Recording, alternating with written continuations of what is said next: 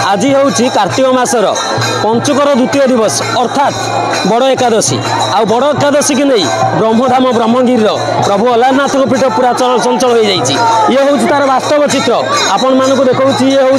प्रभु अलारनाथ सम्मुखर चित्र जो ठारे कि पूरा हविशाली सहित आबाल वृद्ध मुनिता समस्त गोटे लक्ष्य रही प्रभु अलारनाथ को बड़ एकादशी दर्शन करेंगे और प्रभुंर सानिध्य लाभ करेंगे आम पाखे अच्छा सीधासख आम प्रतिक्रिया ना बुझा जे कि तत्वकवि विकार चरण जेना महोदय अच्छा बुझी ना कौन रही प्रभुंर महात्म्य कौन रही आज जो कार्तिक मासर पंचुकर बड़ एकादशी कौन रही प्रभुंर महात्म्य आज जय जगन्नाथ जय श्री अलारनाथ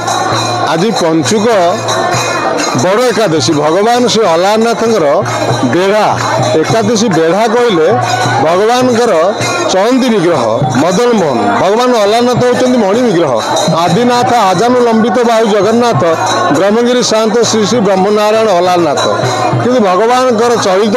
चयंती प्रतिमा मदन मोहन भगवान श्याम सुंदर आज रत्न सिंहासन आज्ञामल प्राप्ति है मंदिर परिक्रमा करती तेणु मंदिर परिक्रमा करने को आमर आंचलिक भाषा बेढ़ा कहुए देवतार भाषा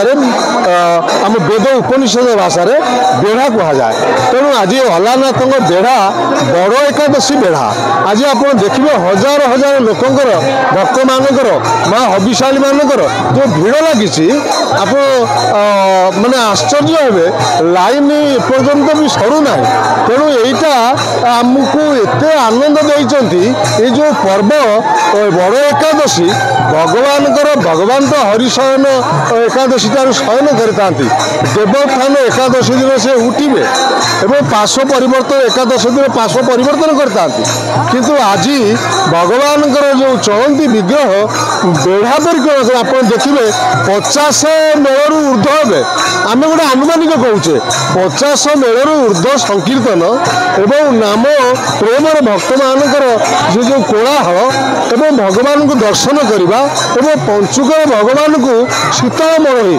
सुखिली भोग करवा भक्त मानकर गोटे अधिकार थाए तेणु आज समस्त भगवान को खई कोरा कदली फल भोग भी करते पंचुक बड़ एकादशी जदि कहवा पूरा गोटे दिन वर्षक गोटे दिन प्रभु अलारनाथ पूरा भक्त ग्रहण में आसता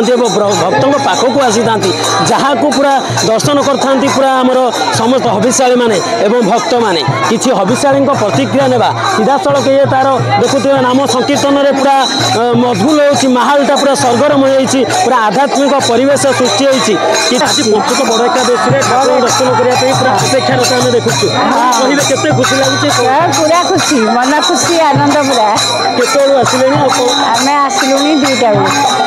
किसी समय पर प्रभु को दर्शन कर मन में केते उत्कंठा रही पूरा उत्कंठा भल भाव ठाकुर दर्शन करूँ से उत्कंठा रूपे आम कि प्रतिक्रिया नेबा चाहिए तो आ किसी भक्त अच्छा आम साथ में माँ कौटू आसुले कौन कहे आ किसी समय पर प्रभु को दर्शन हिंदी कैसा लगा आपका आज बड़ा एकादशी है तो ठाकुर को दर्शन करने के लिए बहुत अच्छा लगा बहुत अच्छा लगा कहाँ से आए दिल्ली से कितना समय से आए आज दूसरा दिन है हम लोगों का यहाँ निहित रूपे पूरा दिल्ली आसुले जमी आमर भक्त चरण तत्वकवि विकार चरण कहते आम ओडिशा बाहर